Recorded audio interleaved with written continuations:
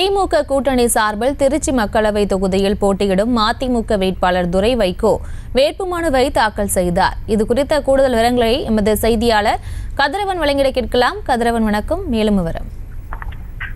வணக்கம் பிரியங்கா. நாடாளுமன்ற தேர்தல் வரும் 19ஆம் தேதி நடைபெற உள்ளது. அந்த தேர்தலில் போட்டியிடும் வேட்பாளர் 20ஆம் தேதி முதல் வேட்புமனு தாக்கல் செய்யலாம் என தேர்தல் ஆணையம் அறிவித்திருந்தது.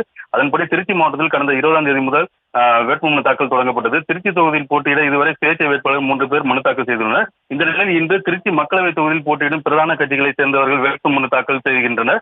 அந்த வகையில் திமுக கூட்டணியில் மதிமுக சார்பில் போட்டியிடும் துரை வைகோ இன்று மாவட்ட ஆட்சியரும் தேர்தல் மா பிரதீப் வேட்புமனு தாக்கல் செய்தார். அதே போல நாம் தமிழர் கட்சி சார்பில் போட்டியிடும் ராஜேஷ் என்பவரும் தற்போது வேட்புமனு தாக்கல் செய்ய உள்ளார். அதனைத் தொடர்ந்து அதிமுக சார்பில் போட்டியிடும் கருப்பையாவும் மற்றும் அமமுக சார்பில் போட்டியிடும் செந்தில்நாதன் உள்ளிட்டோரும் தற்போது வேட்புமனு தாக்க உள்ளனர்.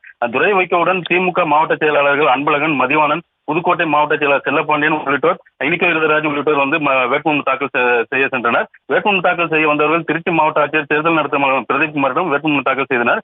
வேட்புமனு தாக்கல் செய்ய 27ஆம் தேதி கடைசி நாள் என்பவர் பெரும்பாலான வேட்பாளர் இன்று வேட்புமனு தாக்கல் செய்து வருகின்றனர். பிரியங்கா, விவரங்களுக்கு நன்றி கதிரவன். செய்திகளை உடனுக்குடனும் துல்லியமாகவும் தெரிந்து கொள்ள சப்ஸ்கிரைப் பண்ணுங்க.